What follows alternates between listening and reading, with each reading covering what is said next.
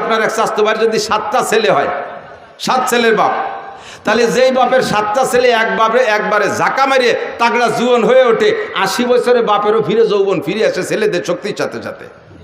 এরা 8 বাপ বেটা লাইঠেল। আর আপনারা সুখী সংসার 2 বাপ বেটা, সুখী সংসার 2 বাপ বেটা, আর ছেলে মেয়ে নেন নাই। আর উনটা 8 বাপ বেটা, আটখানিক জায়গা নিয়ে পাশের বাড়ি এলাকার সাথে যদি গন্ডগোল লেগে যায়, 2 বাপ বেটা 8 বাপ বেটার সাথে যদি লাগে যায়, এই সুখী সংসার ওই 8 বাপ বেটার সাথে অসুখী সংসারের সাথে যদি পিঠে পিঠে লাগে, মায়ের কারা খাবে? সুখী সংসার মায়ের খেয়ে শুয়ে যাবে না? কথা কয় না। 2 বাপ বেটারে বাল হইয়া 8 বাপ বেটা একেবারে দোড়াচাপের মতো টান টানুরে রাস্তায় শোয়াই দিছে, পুরো মারি ফেলে নাই, মরে নাই। তো বুড়ো এই 80 বছর বয়সে সুখী সংসারের বুড়ো মায়ের খাইয়ে টান টান হইয়া এখন লম্বা লম্বা হাই ছেড়ে আর যদি 2 সাইডে থাকতো তাহলে এরকম জোড়া বাড়ি খাতাম না। আর 2 সাইডে থাকলি জোড়া বাড়ি খাইতাম না। বসছে কোন সময়? যে সময় ওনার পার্স পাতি সব শেষ। আর হাজারো চেষ্টা করলে 2 সাইডের বাপ হওয়া সম্ভব। আল্লাহ যদি দেয় সেটা তার ব্যাপার। অসময় আছে তুমি সুখী সংসারে দুঃখী সংসারে অনুভব করতে পারছো। হারেস সাইবাতুল হামদ আব্দুল মুত্তালিব সময় মতোই বুঝে ফেলাইছে যে আমার এই এক সন্তান নিয়ে জমজম খুব খুঁজতে পারলাম না, যদি এরকম 8 বাপ বেটার সাথে কাজী ডাঙ্গে লাগিয়েই যায় তাহলে তো মায়ের খাইয়ে আসতে হবে। সাথে সাথে কাবা ঘরে গিলাফ ধরে মান্নত করছে, আল্লাহ যদি তুমি আমার 10টা পুত্র সন্তান দাও, যদি 10টা পুত্র সন্তান দাও তাহলে একটা সন্তানকে আমি তোমার রাস্তায় এই কাবা ঘরের পাশে জবাই করে দেব, কুরবানি দেব। কি এই সামান্যতের মান্যত চিনতে হতে পারেন? উনার জন্য এই মান্যত পুরো করা ওয়াজিব, কিন্তু এমন মান্যত যদি এই সমাজে কেউ করেন, এই মান্যত পুরো করা ওয়াজিব না। অনেকে মানে, মারা বিশেষ করে মারা মান্যত মানে সন্তান যদি অসুস্থ হয়ে পড়ে, কয় আল্লাহ যদি তুমি আমার বাবারে বাঁচাও, আল্লাহ আমার বাবার রোগ আমারে দিয়ে আমার বাবারে সুস্থ করে, এরকম করে মারা। নিজের রোগ বাবার সন্তানের রোগ আমারে দিয়ে আমার বাবারে বাঁচাও, আমার হায়াত তারে দিয়ে আমার বাবারে বাঁচাও, যদি আমার বাবা বেঁচে যায়, আমার সন্তান যদি বেঁচে যায়, তাহলে আমি জীবিত অবস্থায় 7 দিন কবরে থাকবো। তাই দেখছো কিরম ঠেক। এরকম মান্যতের মশালা আমার কাছে আসে, মিথ্যে কথা বলতেছি না। এই কত যে আসে মাঝে মাঝে উদ্ভট মানে এই মান্যতের কথা। একজনে মান্যত মানছে, হুজুর আমি নিয়ত করছি কাবা ঘরে একটা হেরিকেন দেব। কাবা ঘরে গেছি মানে হেরিকেন লাগাই কোন জায়গা? বাঙালি হেরিকেন কাবা ঘরে চলে? এ মান্যত মানছে, জানি কি এরবে? এরকম কঠিন কঠিন প্রশ্ন। 7 দিন কবরে তাজা অবস্থায় থাকবো, থেকে দেখছেন একদিন? আরে মরার পরে একদিন থাকবো কিভাবে, সেই চিন্তায় ঘুম হয় না। মরার পরে কিভাবে কবরে থাকবো একদিন, সেই প্রথম রাতটা নিয়েই চিন্তা। কবরের প্রথম দিন, মার রব্বুকা মা দীনুকা ওমান হাযার রাজুলুল্লাযী বুইসা ফীকুম। 3টা প্রশ্নের জবাব আমাকে কবরে থেকে দিতে হবে। 3টা প্রশ্ন হবে আমার জন্য, আমার সামনে। এই 3 প্রশ্নের জবাব না দিতে পারলে আমার খবর আছে। ওই রাতটা, ওই দিনটা, প্রথম দিন কবরের ওই সময়টা নিয়ে চিন্তা করে তাই রাতে বিছানায় পিঠ দিয়ে ঘুম আসে না টেনশনে। যারা চিন্তা করে, কথা কন না, ঠিক কি ঠিক না? যাদের মধ্যে চিন্তা আছে তারা ভয় পায়। আর তাজা 7 দিন কবরে থাকবা, এইরকম মান্যত যদি কেউ মানে, এই মান্যত পুরো করা লাগবে না, তার তওবা করে কিছু সদকা আল্লাহর রাস্তায় দিয়ে দিলে হবে। কিন্তু আব্দুল মুত্তালিবের মান্যত পুরো করা লাগবে, সাইবাতুল হামদের মান্যত পুরো করা লাগবে। 10টা পুত্র সন্তানের দোয়া করেছে আল্লাহর কাছে, আল্লাহ যদি 10টা পুত্র সন্তান দাও, একটাকে আমি তোমার রাস্তায় কুরবানি করে দেব। আল্লাহ টপ টপ করে একের পর এক 10টা পুত্র সন্তান দিয়ে দেছে। জমজম খুব খনন করতে সন্তান লাগবে, এই জন্য 10টা সন্তান চাইছে। কয় বাব্বিটা মিলিয়ে এবার জমজম খুব আবিষ্কার করেও ফেলাইছে। এখন সন্তানরে কুরবানি দাও, কোনটারে কুরবানি দেবে? ভাগ্যক্রমে আস্তে আস্তে 10 নম্বর সন্তান আব্দুল্লাহর ভিতরে, ওই সাইবাতুল হামদের মধ্য থেকে এতদিন অন্য কোনো সন্তানের ভিতরে প্রকাশ পায় নাই, আব্দুল্লাহর ভিতরে নূরে নবুয়তি চমকাইছে। 10টার ভিতরে এবার যেটা সবচাইতে সুদর্শন চেহারাওয়ালা, তারে কি হাতে ধরে জবাই দিতে মনে কয়? চাইতেছে যে ঘুরে ফিরে অন্য একটারে, যেটা বুসা টুসা একটু কালা টালা আছে, ওর একটারে মারি দিস মান্যত পুরো করে। কিন্তু তবুও তো সন্তান, তবুও কোনোভাবে কি আব্বা জবাই দেওয়া সম্ভব? কিন্তু মান্যত করছে, আল্লাহর ওয়াদা পূরণ করতেই হবে। এখন কারে জবাই দেবে কোনো নির্ধারিত করে না যে 8 নম্বর ডানা, 6 নম্বর ডানা, 1 নম্বর ডানা, 10 নম্বর ডা। কাজেই একটারে বের করতে লটারি লাগবে। এবার একের থেকে হারেস থেকে নিয়ে লটারি করা শুরু করছে। যে কয়বার লটারি করছে 3 বার, প্রত্যেকবার আব্দুল্লাহর নাম আসে। যেটারে সবচেয়ে ভালোবাসে, যারে বাঁচায় রাখার জন্য লটারির পদ্ধতিতে গেলেন, সেইটার নামই আসে বারবার। তো যেহেতু 3-4 বার বা প্রত্যেকবার লটারিতে ওই একই নামে আসে, এখন তারে তার বাঁচানোর উপায় নেই। তো বাবা জামা কাপড় পরে রেডিও, তোমারে জবাই দিই। আল্লাহর হুকুম, আল্লাহর মান্যত পুরো করতে হবে। বাস্তব কাজেই ছেলেও কোনো দ্বিমত না করে জি আব্বা চলেন যাই, ছেলেকে নিয়ে গোটগাট করে রওনা দিছে, কাবার পাশে নিয়ে তো জবাই করবে। তো আব্দুল্লাহর বোন, একেবারে উনার মায়ের পেটের যে বোনটা, এই বোনটা বারবার কাঁদতেছে, আব্বা তুমি দরকারে আমারে জবাই দাও, আমার ওই ভাইটারে জবাই দিও না, ও ভাইয়ের মধ্যে কিছু না কিছু আছে, ভাইয়ের ভিতরে অন্য কিছু থাকতে পারে, ভাইয়ের যে চেহারা, আব্বা হাজার হাজার মানুষ তার পাগল, তুমি আমার ভাইরে জবাই না দিয়ে আমারে জবাই দাও। বুনে কাঁদতেছে, কয় মা সেটা তো আসলো না লটারিতে, তোর নামও তো লটারিতে টানিয়ে দেখলাম, তাও তো আসে না, কি করব? তো কয় আব্বা একটা পদ্ধতি অবলম্বন করেন, যদি এসে যায় ভাগ্য পরিবর্তন হয়েও যেতে পারে, 10টা উটের সাথে আর আমার ভাই আব্দুল্লাহর সাথে একটা লটারি টানেন। 10টা উট আর আব্দুল্লাহ, দুইজনের মধ্যে লটারি টানেন। সেই সময় একজন মানুষকে যদি কেউকে যদি কেউ হত্যা করতো, একজন মানুষের জীবনের বিচার 10টা উট, সেই জন্য 10 উটের সাথে লটারি টানতে বলছে। তো 10 উটে লটারি টানছে, এ জায়গায় 10 উটের নামে লটারি আসে নাই, আব্দুল্লাহর নামে শিখেছে। আব্বা তাহলে 20টায় টানেন, 20টায় টানছে, তা আব্দুল্লাহর নাম। 30টায় টানেন, তা আব্দুল্লাহর নাম। 40টায় টানেন, তা আব্দুল্লাহর নাম। 90টায় টানেন, তাও আব্দুল্লাহর নাম। কয় যে মা আর বাঁচানো গেল না, আর কত টানবো? কয় যে আব্বা আর শেষবারের মতো 100 উটির সাথে একটা টান দিয়ে দেন। একদিকে 100 উট, আর একদিকে আব্দুল্লাহ। এই 100 উট আর আব্দুল্লাহর ভিতরে লটারি টানলে এবার 100 উটের নামে লটারি আসছে, আব্দুল্লাহ বাইসে গেছে। বলেন আল্লাহু আকবার। আল্লাহ নবী আলাইহিস সালামকে আল্লাহ তাআলা দুনিয়া আনতেছেন, সবাই টাকা দেন যাবে না। আর দোয়াই দেখছো, গাই দোয়াইছো কোনোদিন? না ফানাইয়ে দোয়ানো যায়, দই টান দিলি বান ছিঁড়ে যায়, দুধ বেরিয়ে।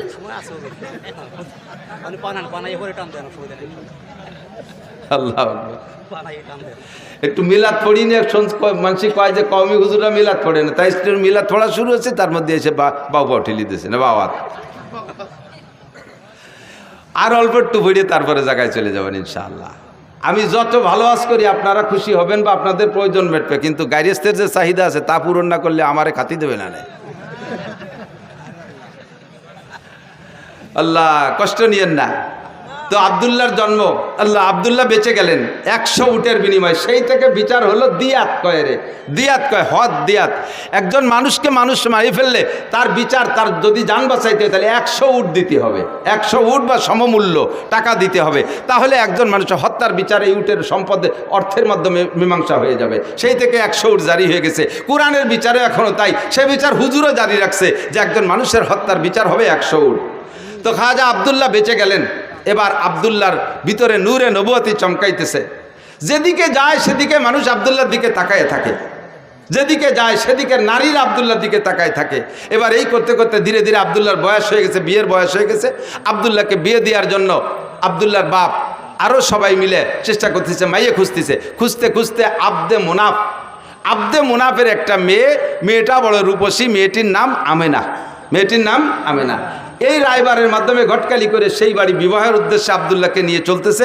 পথিমধ্যে এক এহুদি মহিলা এই আব্দুল্লাহকে দেখা সকলের ভিতরে থেকে ডেকে একটু এদিকে আনছে, ভাই একটু এদিকে আসবেন, ডেকে নিয়ে গেছে। ভাই আপনাকে 100 উট দেবো, আপনি আমার সাথে একটু জীবন দেবেন, আমাকে আপনার বডিটা দেবেন, আপনার দেহটা আমাকে দেবেন, 100 উটের বিনিময়ে রাজি আছেন? আব্দুল্লাহ বলতেছে, সাবধান, আর কখনো ফার্দার এমন চরিত্র নষ্ট হওয়ার কথা বলবা না। আমি জীবনে কোনোদিন আমার চরিত্রে একটা তিল পরিমাণ দাগ লাগাইতে দেই নেই, আমার পূর্বপুরুষের ভিতরে এই বদনাম নাই, আর তুমি এমন নোংরা প্রস্তাব দিচ্ছ আমাকে। ধমক দেশে মহিলা ভয়তে কথা বলে নাই, কিন্তু মহিলার উদ্দেশ্য খারাপ ছিল না, তার উদ্দেশ্য অন্যভাবে ছিল ভালো। এবার আব্দুল্লাহ চলে গেছেন বিবাহের অনুষ্ঠানে, শ্বশুরবাড়ি চলে গেছে, বিয়ে হয়ে গেছে। আমেনাকে নিয়ে 3টি রাত সেখানে রাত যাপন করে তারপরে যখন ফিরে আসতেছে, ওই ইহুদি মহিলার বাড়ির কাছে আসলে এবার ইহুদি মহিলা আবারও আব্দুল্লাহকে ডেকে বলছে, ও ভাই এদিকে আসো, তুমি কোথায় গেছিলে? অমুক জায়গায় গেছিলাম। কি কারণে? বিয়ে করতে গেছিলাম। বিয়ে করছেন? বলে জি করছি। স্ত্রীর সাথে রাত যাপন করেছেন? বলে জি তা করেছি।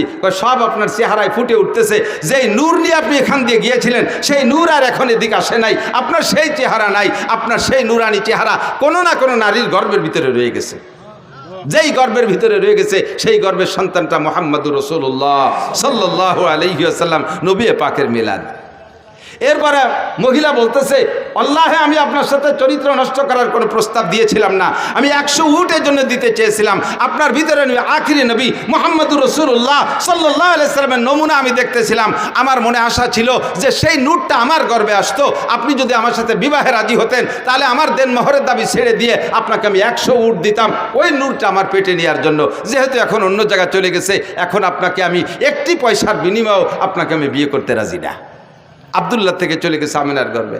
সময় পুরি গেল, নবী আলাইহিস সালাতু ওয়াস সালামের জন্ম হবে। এই জন্মের কিছুদিন আগে হুজুরের আব্বাজি ব্যবসায় যে সেখানে ইন্তেকাল করেছেন। হুজুরের আব্বা আর আসেন নাই, মদিনার পথে ইন্তেকাল করেছেন। এরপরে নবী আলাইহিস সালামের জন্ম হলো। নবী আলাইহিস সালামের জন্ম যখন হয়, কেসরার সিংহাসনে পাথর লাগানো ছিল, যেই পাথরকে তারা পুজো করত, যেই পাথরকে শ্রদ্ধা করত, পাথর থেকে লাইট চমকাইতো। নবী আলাইহিস সালাতু ওয়াস সালামের জন্মের সাথে সাথে আরশে আজিমের মালিকের কুদরতি সিস্টেমে ওখান থেকে 14 খান পাথর খসে পড়ে গেছে। শিখা চিরন্তন নামে একটা আগুন জ্বালাইতে 1000 বছর পর্যন্ত। নবী আলাইহিস সালামের জন্মের সাথে সাথে এই 1000 বছরের যে শিখা চিরন্তন, যাকে অমুসলমানরা পূজা করত, ধম করে সঙ্গে সঙ্গে নিভে গেছে। আল্লাহু আকবার। আমার নবীর জন্ম হলো দুনিয়ায়, আসমান জমিন সব সুরভিত হলো, ফেরেশতারা নারায় তাকবীর দিচ্ছে, জিন্দা যারা টের পাইছে তারা সন্তুষ্ট খুশি হচ্ছে। এভাবে বিভিন্নভাবে নবী আলাইহিস সালাতু ওয়াস সালামের যে ভবিষ্যৎ উজ্জ্বল হবে এটা অনেকেই টের পাচ্ছে, বিশেষ করে ইহুদি আর নাসারারা। লম্বা কিসসা সবটুক বলা যাবে না। নবীর জন্ম হয়ে গেল। নবী আলাইহিস সালাম মায়ের গর্ভে যতদিন ছিলেন, আরে ভাই খেয়াল করেন, মায়ের গর্ভে থাকলে বাচ্চা মাতৃ গর্ভে থাকা অবস্থায় মায়ের একটু বিরক্ত লাগে না? নবী আলাইহিস সালামের মা কখনো বিরক্ত বোধ করেন নাই। এবং জন্মের পরে, জন্মের সময় সব নারীদের রক্তক্ষরণ হয়। আমার নবীর জন্মের পরে নবীর মায়ের পেট থেকে কোনো রক্তক্ষরণ হয় না, কোনো নিফাসের রক্ত হয় নাই। বাচ্চাকে মায়ের পেট থেকে নাড়ি কেটে পৃথক করা লাগে। নবী আলাইহিস সালাম নাড়ি কাটা অবস্থায় জন্ম নিয়েছেন। বাচ্চারা একটু বড় হওয়ার পরে 6-7 বছরের ভিতরে খাতনা করাইতে হয়। কয় বছরের ভিতরে? 6 থেকে 7 বছরের মধ্যে খাতনা। আসলে বয়স কোনো লিমিটেড না, নিয়ম হলো পুত্র সন্তানদেরকে আমাদের মুসলমানদের সুন্নত হলো খাতনা করানো, ইব্রাহিম আলাইহিস সালামের সুন্নত। তা খাতনা করাইতে কোন বয়সে?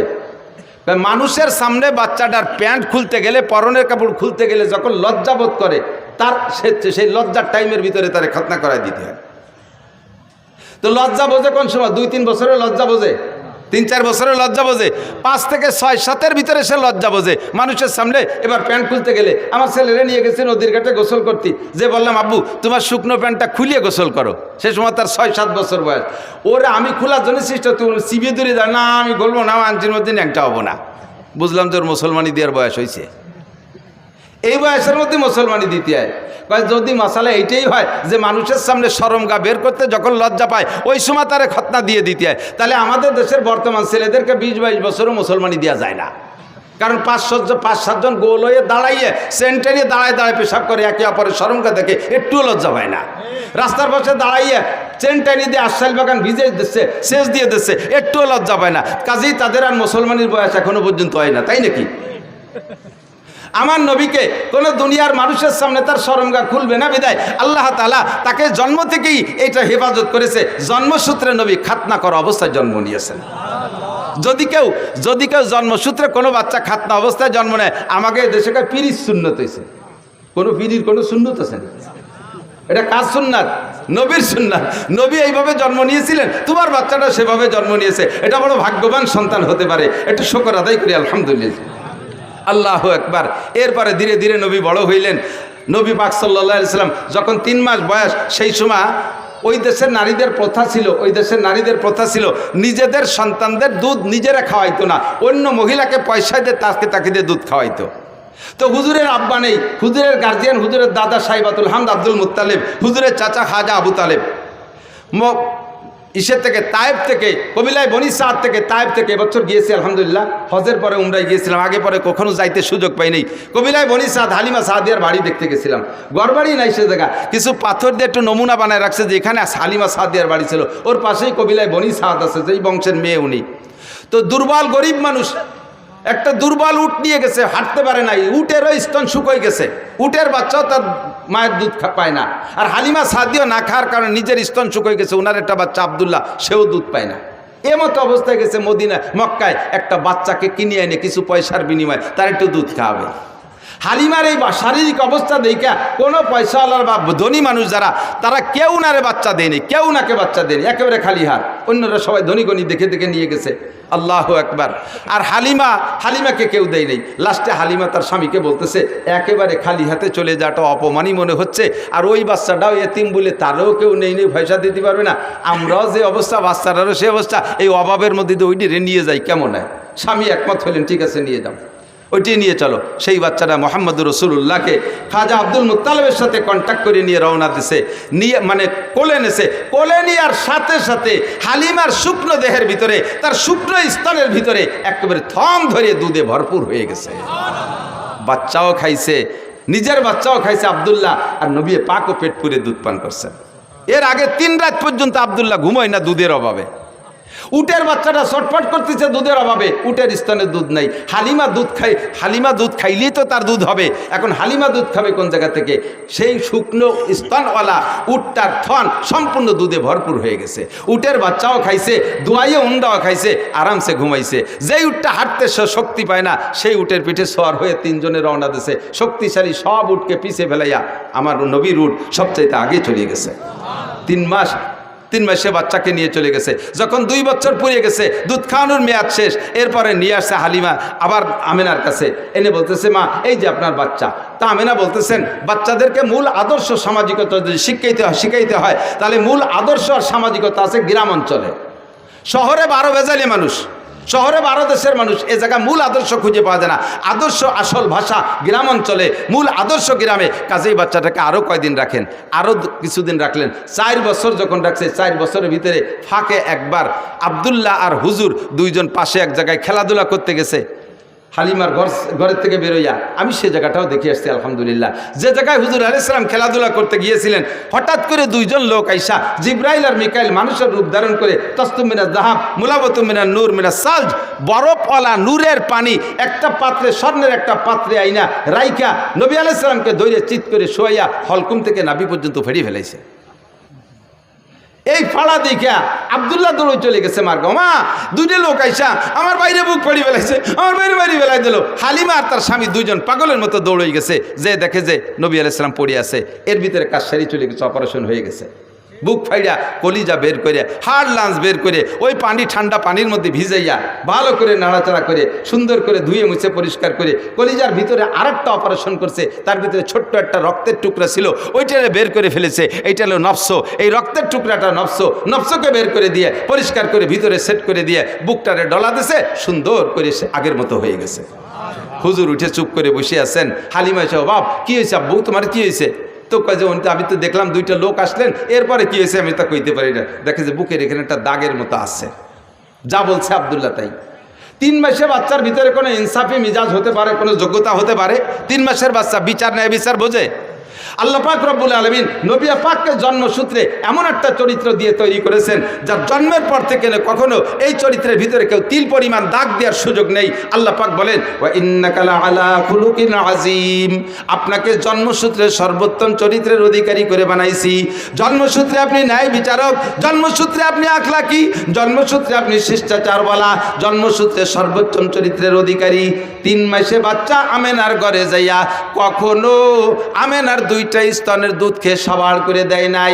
নবী তো ইচ্ছা করলে করতে পারতেন, আমার দাদা টাকা দেবে, আমি কেন একটা দুধ পান করব? 2টা দুধ পেট ভরে খেয়ে থাকলে তার ছেলে খাবে, নইলে খাবে না, আমি তো টাকার বিনিময়ে খাবো। আমার নবী ইনসাফি মিজাজে কখনো হালিমার 2টা স্তন খান নাই, সর্বদা একটা স্তন খেয়েছেন। এবং তা কোন স্তন খেয়েছেন? যতদিন দুধ পান করেছেন ততদিন ডান স্তনের দুধ পান করেছেন, কখনো বাম স্তনে চাটা দেয় নাই। বাম স্তনের দুধ হারাম তা না, কিন্তু নবী পাক যে ডানপন্থী নবী, ডানওয়ালাদের নবী, ডানকে নবী ভালোবাসেন, এর প্রমাণ জন্মের পর থেকে প্রমাণ করানোর জন্য আল্লাহ পাক নবী পাকের স্বভাব দিয়েছে জীবন ভরে ডান স্তনের দুধ খেয়েছেন, যতদিন দুধ খাইছেন। আর আব্দুল্লাহ বাম পাশেরটা খাইতেন। আল্লাহু আকবার। আমার এই নবীর চরিত্র সম্পর্কে জন্ম থেকে নিয়ে 40 বছর পর্যন্ত যে আখলাক, এই আখলাকের নাম হলো, এই স্বভাবের নাম হলো আরবিতে কয় আখলাক। এটার নাম কি? আখলাক। আর আখলাক মানে একটু বোঝেন, প্রত্যেকটা মানুষেরই জন্মসূত্রে একটা আখলাক আছে। শুধু মানুষটা, সব প্রাণীরও আছে। প্রত্যেক প্রাণীরও জন্মসূত্রে আখলাক আছে। জন্মসূত্রে যে স্বভাবটা নিয়ে আসে এর নাম আখলাক। খিলকাত মানে জন্ম, জন্মসূত্রে স্বভাবের নাম হলো আখলাক। যেমন এদিক তাকান, মুরগির বাচ্চা ডিমিতে বেরোয়, মুরগির বাচ্চা ডিমিতে বেরোয় না, ডিমিতে বেরোইয়া ওর দুধ খাতি হবে না খুদ খাতি হবে, এর কোন স্কুলে পড়ানো লাগে? পড়ানো লাগে? সব মুরগির বাচ্চা জন্মের পরে 3 মাস দুধ খায় না? কথা কয় না? কি খায়? খুদ খায়। তো খুদ কিভাবে খাতি হবে ও মুরগির বাচ্চার কোন কেজি স্কুলিতে শিখিয়ে দিছে? মুরগির বাচ্চার যে খুদ খাইতে হবে এটা তারা কে শিখায়? আল্লাহ শিখায়। বলবেন যে বাড়ির মুরগিতে তার মা শিখিয়ে দেয়। হ্যাঁ, বাড়ির মুরগি তার মা শিখাই দেয় বাচ্চারা এইভাবে খুদ খাইতে হয়। বাড়ির মুরগিতে তার মা বাচ্চারা শিখাই দিল, কিন্তু পোলট্রি মুরগির মার নাম কি? তাকে কি মা আছে? কিন্তু তারা খায় কি খায় না? বরং সে গেছে বেশি খায়। এই খাওয়া শিখাইতেছে কে? যেই আল্লাহ শিখাইতেছে। এইটা হলো জন্মসূত্রে স্বভাবের নাম আখলাক। সব প্রাণী স্তনপায়ী বা প্রাণীরা তারা মায়ের স্তন থেকে দুধ খায়, বুকের ভিতরে নরম একটা বান গেলে চুষা শুরু করে, এটা ঠিক আছে। ছাগলের বাচ্চা জন্মের পরেও মায়ের স্তন মুখে দিলে সে চাটে, কিন্তু চাটার ফাঁকে স্তনেতে মুখ দিয়ে ধাক্কা দেয়, দেয় কি দেয় না? এই ধাক্কা শিয়ে দিল কিনা? এই যে ধাক্কা দেয় এটা হলো তার আখলাক, এটাই তার স্বভাব। মানুষের বাচ্চা দেখবেন দুধ খায়, এক স্তন মুখে দিয়ে চাটে, ওই বাচ্চাটা মার আর এক দুধের বুটা এরকম নাড়াচাড়া হতে তালে তাই, ওই বুটা নাড়াচাড়া দিলে ওই বুটার ভিতরে দুধ আসে, এলো পানায়। এটাই সিস্টেম, এটা আখলাক, এটা ওরা শিয়ে দেওয়া লাগে না, ঠিক না? এইরকম আখলাকগত দিক দিয়েও যদি বিবেচনা করেন তাহলে আমার নবীর আখলাকের চাইতে জগতে আর শ্রেষ্ঠ আখলাক ওলা কেউ হইতে পারে? এই নবীর আখলাক নিয়ে যদি কেউ কটূক্তি করে, সমালোচনা করে, কেউ যদি গালি দেয় আর নিন্দা করে, তাহলে তার মুখে আমরা ময়লা মাখাইয়া জুতো মারি। কথা বলুন ঠিক না? আমার নবীর সম্পর্কে কেউ যদি কথা বলে, একটা ফুলের টুকা মারে, আমার জীবন দিয়ে তার প্রতিবাদ করতে প্রস্তুত যুবক। কথা বলো ঠিক না? কখন আমরা এটা সহ্য করতে পারি না। এজন্য আপনাকে আমাকে আল্লাহ পাক রব্বুল আলামিন নবী মদিনায় যাওয়ার পরে মহব্বতের সাথে ডাক দিয়ে বলে, ইয়া আইয়ুহাল্লাযীনা আমানু, হে অন্ধ জগতের অটল বিশ্বাসী পাগলরা। কুরআন শরীফের ভিতরে যত আয়াত আছে ইয়া আইয়ুহাল্লাযীনা আমানু, এই আয়াতগুলো মদিনায় নাজিল হয়েছে। এর অর্থ হলো, হে অন্ধ জগতের অটল বিশ্বাসী পাগলরা, তোমরা নবীর সুন্নতের পর আমল না করলেও নবীর মহব্বত তোমার অন্তরে আছে, তুমি অন্ধ জগতের অটল বিশ্বাসী পাগল। কোনো যুবক যদি মুসলমানের সন্তান যদি নামাজ নাও পড়ে, এমনকি কোনো যুবক যদি মুসলমানের সন্তান নামাজ নাও পড়ে, রোজা নাও রাখে, টুপি জীবনে পরে নাই, দাড়ি জীবনে রাখে নাই, কোনোদিন সুন্নতে পোশাক পরে নাই, যে কোনোদিন ঢিলাকুলুক ব্যবহার করে নাই, একবারও জীবনে মেশাক মুখে দেয় নাই, কোনোদিন দস্তারখান বিছিয়ে খানা খায় নাই, সুন্নত নামাজ তো দূরের কথা ফরজ নামাজও পড়ে না, রমজান মাসে রোজা রাখে না, মুসলমানের সন্তান নাম তার জামাল উদ্দিন, বাপের নাম কামাল উদ্দিন, এই মুসলমানের সন্তানের সামনে যদি আল্লাহর নবীরে কেউ গালি দেয়, মুসলমান যুবক বলো, তাহলে তোমার জীবনের শেষ বিন্দু রক্ত দিয়ে প্রতিশোধ নিবা কি নিবা না? নবীকে দেখি নাই, মোহাব্বত আমার অন্তরে আছে, যদিও নফসের ধোঁকায় পড়ে শয়তানের প্রেমে পড়ে আমি সুন্নতের আমল করতে পারি না। তবে মুসলমান যুবক ভালো করে মনে রাখো, দুনিয়ায় তুমি কার কাছ থেকে আদর্শ শিখবা? এমন একটা মানুষ আল্লাহ দুনিয়ায় পাঠায় নাই যে একটা মানুষের গোটা জীবনের ভিতরে 800 কোটি 1000 কোটি মানুষের সমস্ত মানুষের চলার সংবিধান একজন মানুষ থেকে সম্পূর্ণ আসছে, এমন একজনও মানুষ পাবেন না। রবি ঠাকুর বড় পণ্ডিত ছিল, অনেক পাণ্ডিত্যপূর্ণ কথা বলছে, তবে তার একার পাণ্ডিত্য দিয়ে কোনো দেশের সংবিধান তৈরি হতে পারে না। কাজী নজরুল পণ্ডিত মানুষ ছিল, তার পাণ্ডিত্য দিয়ে গোটা বিশ্ব চলতে পারে না। আরও যত বড় বড় বিজ্ঞানী চলে গেছে, একজনের পাণ্ডিত্য আর তার নীতি কথা দিয়া সারা দুনিয়ার মানুষ চলতে পারে না। কিন্তু আল্লাহ একটা মানুষই বানাইছে, যে একটা মানুষের গোটা জীবনের জন্ম থেকে মৃত্যু পর্যন্ত 63 বছরের হায়াতকে যদি কেউ স্মরণ করে, তাহলে 800 কোটি না 8 লক্ষ কোটি মানুষও যদি আসে, তাও ওই একটা মানুষের ভিতরে, একটা মানুষের থেকে সমস্ত মানুষের চলার পাথও সংগ্রহ করতে পারে কি পারে না? সারা দুনিয়ার সমস্ত মানুষের আদর্শ একটা মানুষের ভিতরে। আমার নবীর আদর্শ লক্ষ্য করেন, এদিক তাকান। নবী পাক মানুষকে সালাম দিয়ে সাক্ষাৎ করতেন। কতক্ষণ কি দিয়ে? আর এই ইদানিংকালে এই কবেতে শুরু হয়েছে আমি তা কইতে পারি না।